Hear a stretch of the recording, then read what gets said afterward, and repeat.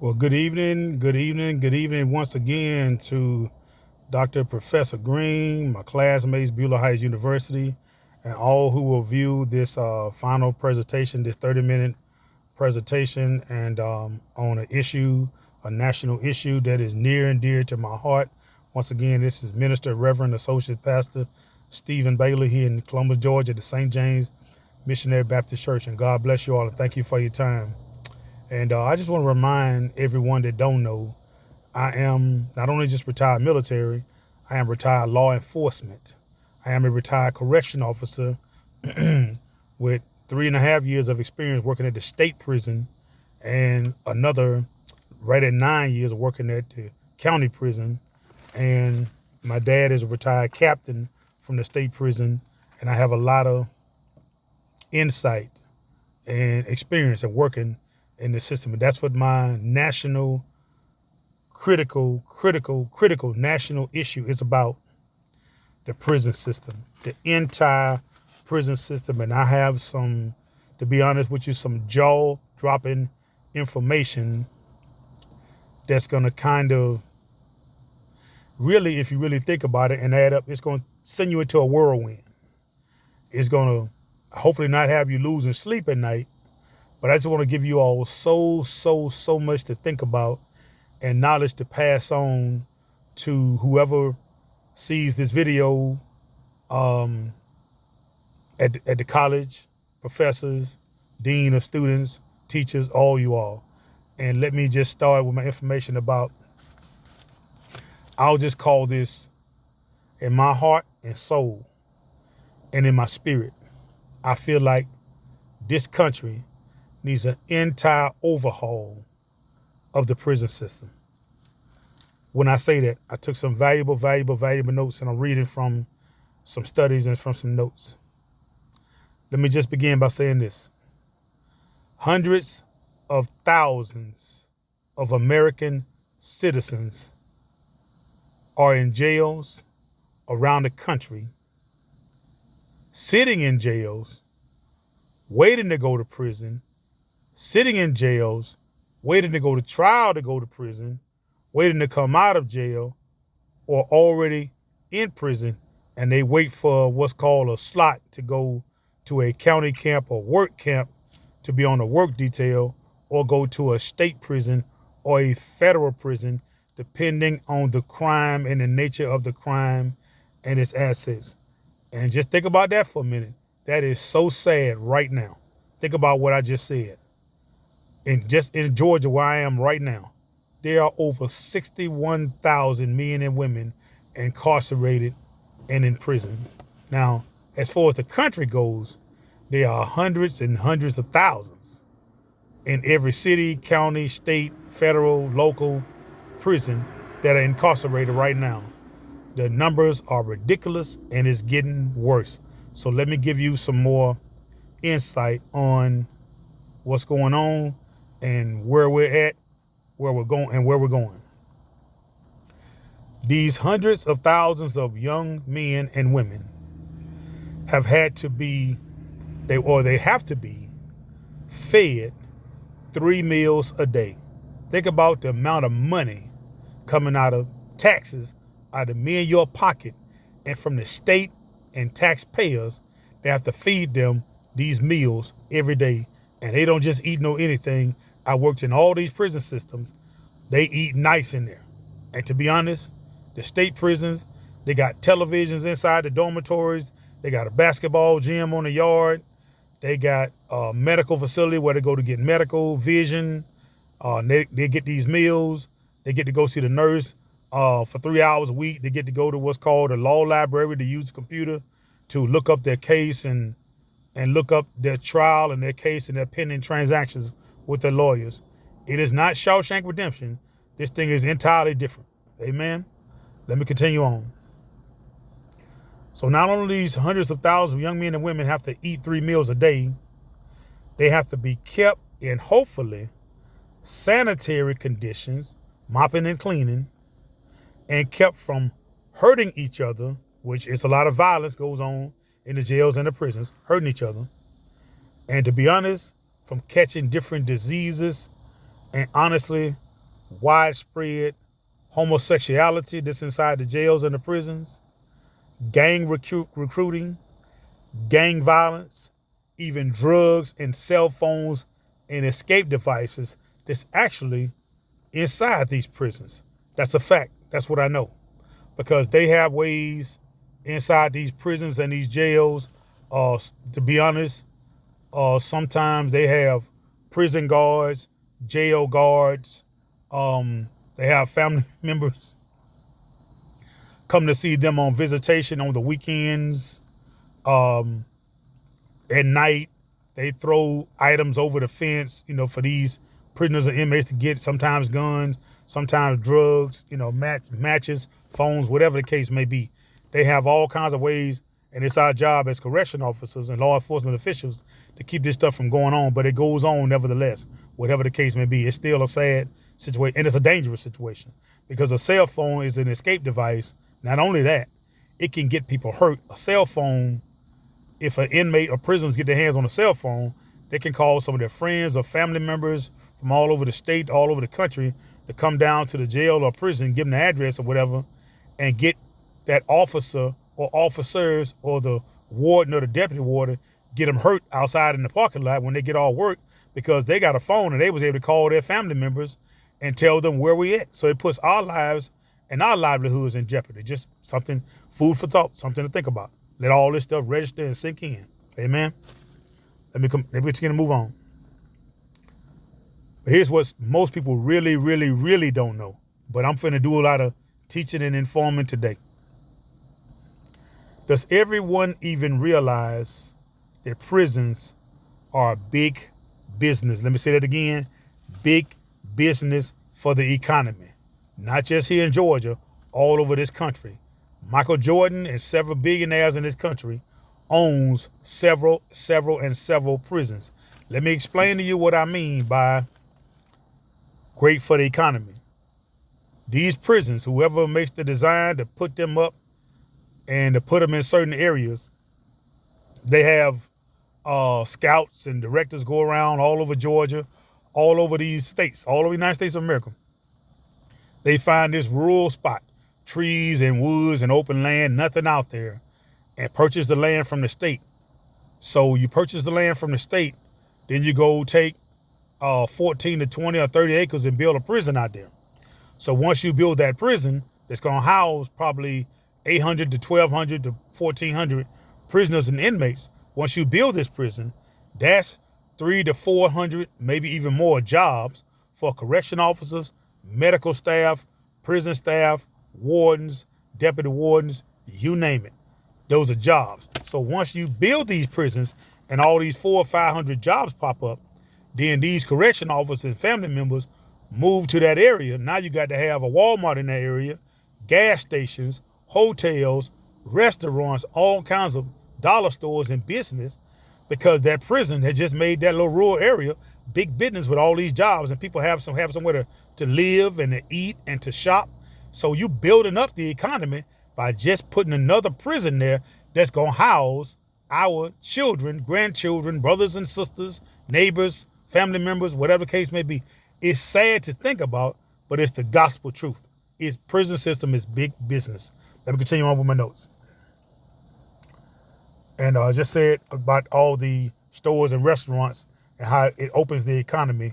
Let me turn to the next page because I got some good stuff I don't want to leave out. So how did we get here? Minorities, blacks, Mexicans, Africans, Hispanics, Latinos, Cubans, Haitians, and yes, even poor whites. Poor whites who come from predominantly poor neighborhoods, poor white neighborhoods, trailer parks, whatever the case may be. How do we get here? From the most part, from the time us and them, a lot of us, from the time we were 10 to 12 years old and mostly poor and or from broken families and or even no family, possibly even the foster home system, we get and are still being racially profiled, get in some serious trouble, quick, and or arrested, or worse. And you know what I mean by worse? That means leaving here killed or murdered at an early age.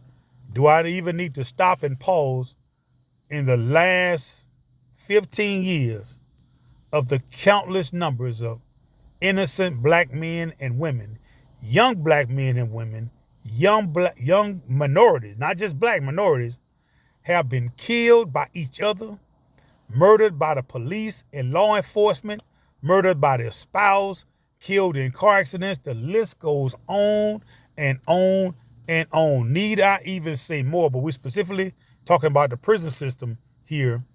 And once we get to that certain age, and I mentioned between 10 and 12 when I looked up these stats, and foster system, no dad in the home, maybe not even mom in the home, just whatever the case may be, we get into some petty trouble, whether it's stealing, robbing, being in the wrong place at the wrong time, being with the wrong company, whatever the case may be.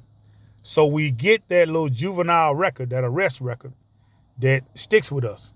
And now we got hold to that. Now, once we get hold to that, just stay with me. So that's on our record. Whatever little petty thief or petty crime it was, we got that. Now we got to deal with that. So here we go. So we end up as a juvenile with a serious or non-serious record. Nevertheless, a criminal record. Stay with me. Here we are, young men and women, which is a young men, an early young criminal record. Some maybe, maybe serious, maybe not. Nevertheless, a criminal record. And some with these criminal records at a young age make it through middle school and or high schools.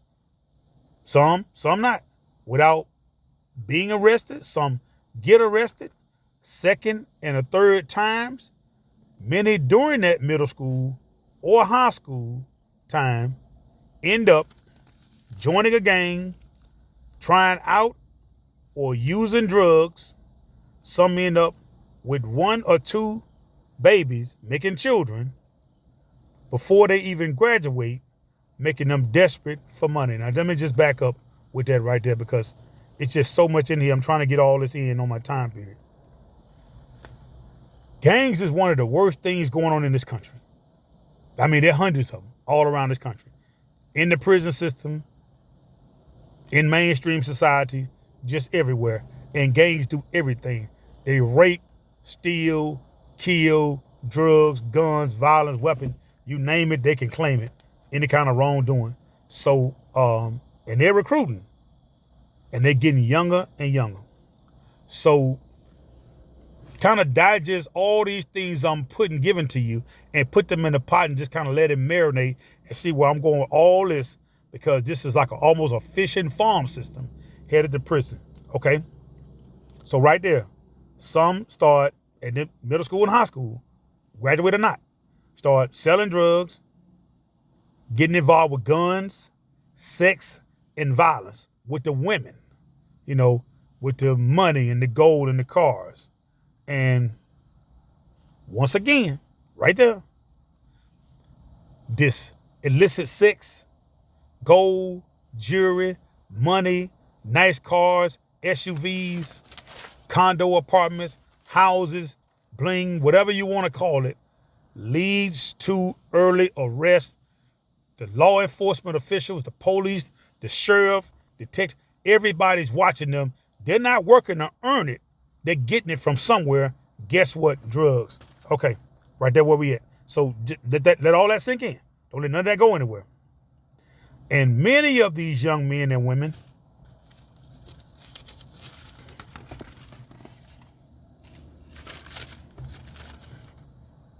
watch and hear and see their favorite entertainer, sports figure, music entertainer get arrested several times, no matter what, get bonded out, bailed out, whatever the case may be, still end up with the girls, the gold, the jewelry, the money, and just basically living a criminal lifestyle. And they even start to admire that and look up to that, especially if they ain't getting no love and honor and respect and a decency in the home. They're going to find it somewhere, whether it's in a gang or watching TV or movies, or find their favorite role model in the streets. Think about that. That's God's honest truth.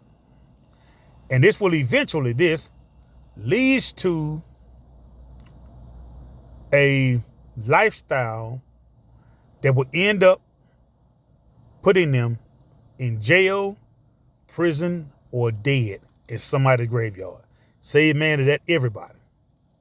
But here it is. Here's the kicker. Let me pause and get this in before I go any further. Out of the 61,000 men and women locked up in Georgia, 2/3 of them are repeat reciprocal offenders, or their second or third time in. Let me just say this. If you come from a poor, broken down, nasty, nothing home, neighborhood, lifestyle, nothing before you got locked up, and you get in that jail and you get in that prison, eating them barbecue dinners and chocolate cake and 3 big hot meals with a bed to sleep in, a television, a little structure, a little basketball every now and then, a little baseball on the yard, a little visitation. You get in there and you almost start to think in some mentality like, you know what? I'm living better in here than I was out on the streets. So that's a motivational factor for them to get out and do something to quickly go back. Just think about that. Now, there are lots and several other factors why they end up coming back. Not just that, because of how good they're living, but I'm going to dive into that just a little bit later. But think about that. You got thousands and thousands and thousands of them living better in there than it was out here in society. Because in society, a large majority of them are homeless, living down on the Riverwalk, on the bridge, by the river, in woods, in trees, in tents, behind building, on mattress, behind dumpsters, just anywhere. Because society just cast them away. You're a convicted felon. We got nothing for you. And their own families have disowned them. Yeah, I want to get all this in because I want y'all to look at this and let all this stuff digest. Oh, yeah. They've been cast out, kicked out, cast away from society. And let me get back to my information. But I meant with that say, look at that number. Out of the 61,000 over that, 61,000 in Georgia, 2/3 of them are repeat offenders, went to jail at some point or prison, got out, did something to go back, probably back in there now, and some of them headed back to prison, possibly even more serious crimes. So I told you I got some information gonna blow y'all mind, and I want everybody to get this. Here we go. Now watch this. Only 11% of them say they know God or Jesus Christ, or have ever been to church, know nothing about Sunday school, didn't have nobody teaching them the Bible, or cared, or even mattered, or even care about God. And 72% of them grew up without a father in the home. There it is, a broken home. Mothers raising these 3, 4, 5, 6 young men and or young women by themselves, doing the best they can, working 2 jobs, 3 jobs, maybe whatever the case may be, doing what they can to raise these families because there was no father in the home to even help her to raise these children that she didn't make by themselves. And for generations now, a lot of them got caught up in the criminal system and it was too late. But thank God we do live in a society where they're forgiving a lot of them for some of their mistakes and their crimes. But think about what I just said. None of them have ever even had a father in the home, grew up with a father. You got probably 95% of them have never even eaten at a 5-star restaurant or even stayed at a nice hotel. or been on a nice vacation. Nowhere. No, I was living in Baltimore and met guys when I worked with and never even been out of the city of Baltimore. That's right. I want y'all to get all this information tonight. Here we go.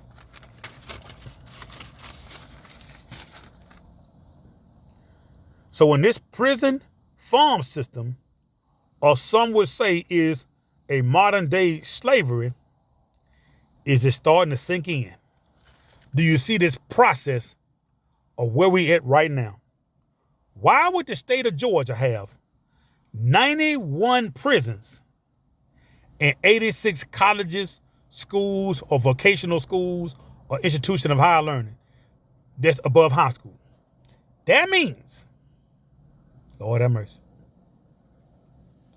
there are more prisons than it is colleges, because somebody thinks, young black men or minorities, you're going to end up in prison before you go to college.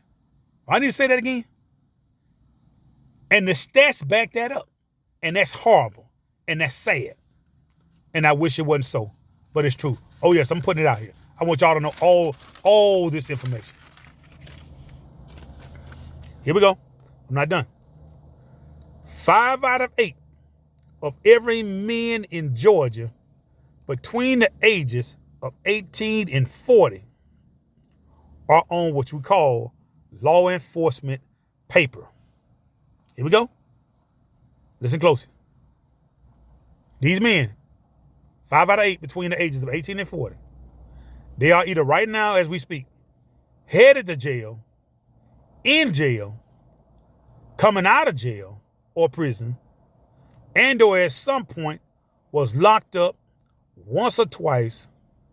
Now take the time to think about that. These are horrible statistics, and they are getting worse and worse and worse. Where is a decent young lady like my sister who teaches college in Georgia State in Atlanta? Where is a decent young lady, regardless of what race, is going to find a nice, respectable husband without a criminal record, or is not gay, with homosexual tendencies from coming out of jail or prison? Let me just back up and give us some more information on that.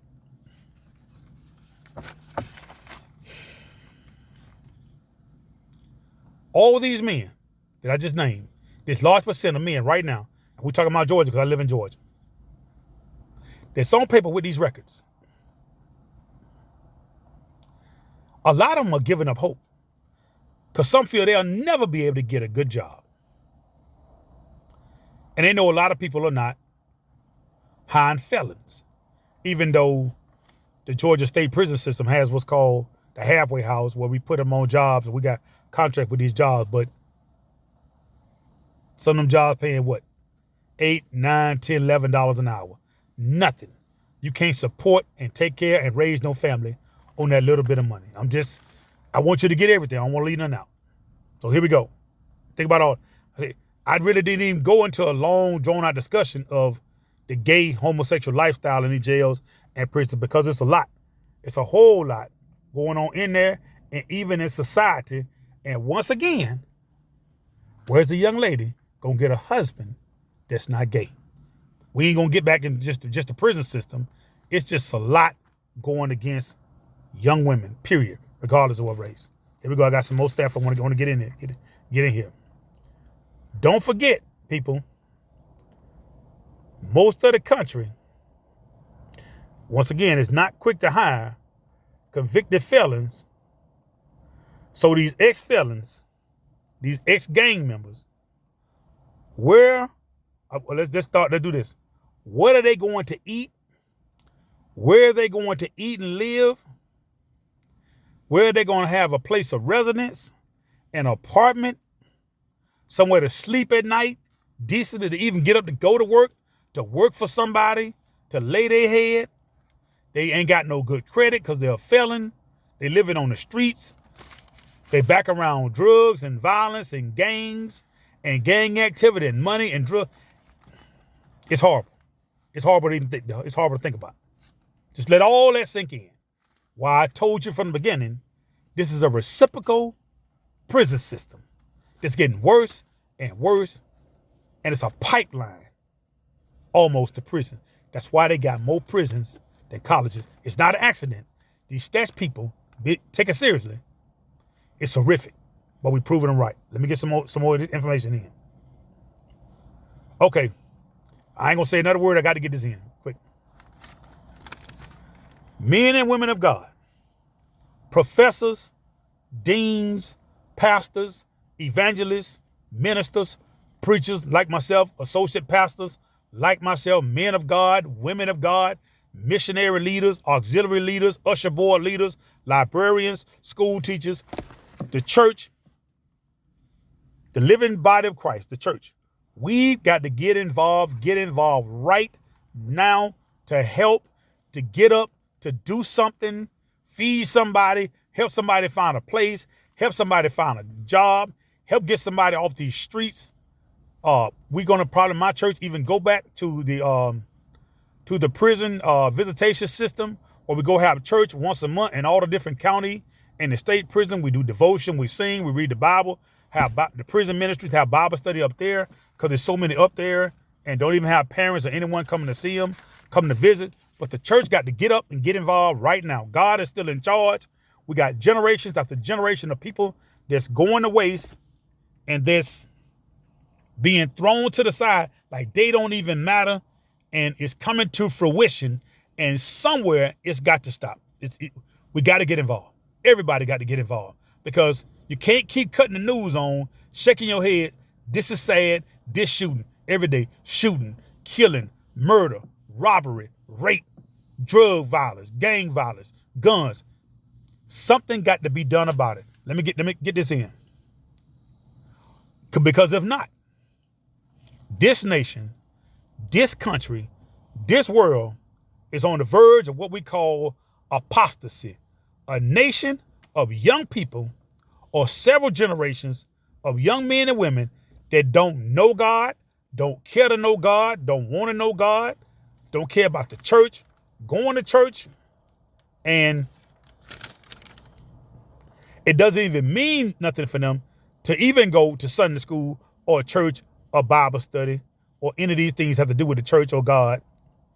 And I haven't even mentioned the high, horrific, out of control, Lord have mercy, murder rate numbers against minorities, against each other's, murder by law enforcement officials, dealings with the sheriff department, police department, detectives, GSP, Georgia State Patrol, undercover detectives, society, domestic violence killing.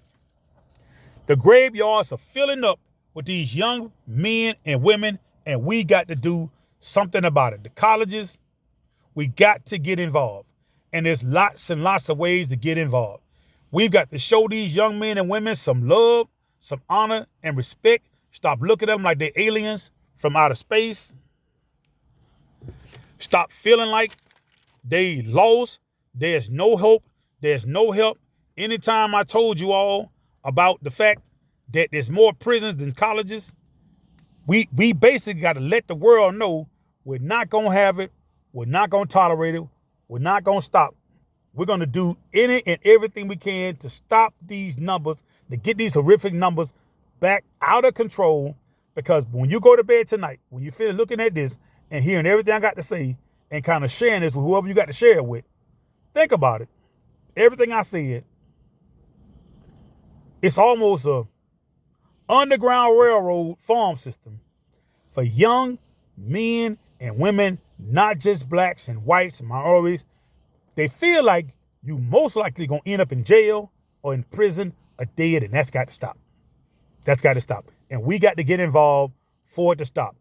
Not just because it's costing us money, taxpayer money, but at my age and our generation, we're getting older and older and older and growing up. Who's going to run these churches? Who's going to work on these jobs? Who's going to be our city councilmen? Who's going to be our librarians, our doctors, physicians, dentists? Who's going to take care of us? It's got to stop. We got to do something about it. The numbers are horrific, ridiculous. I've given them to you. Please share them with everyone. Think about them. and think for yourself, what can I do to do something about it to change these numbers? God bless you. It's getting dark. I'm over my 30 minutes. You all be blessed. Hopefully you learned something from this. You have all my information. You want to contact me about any questions. Thank you, professor, classmates, Beulah Heights University, anyone that see this and reads this. Take care.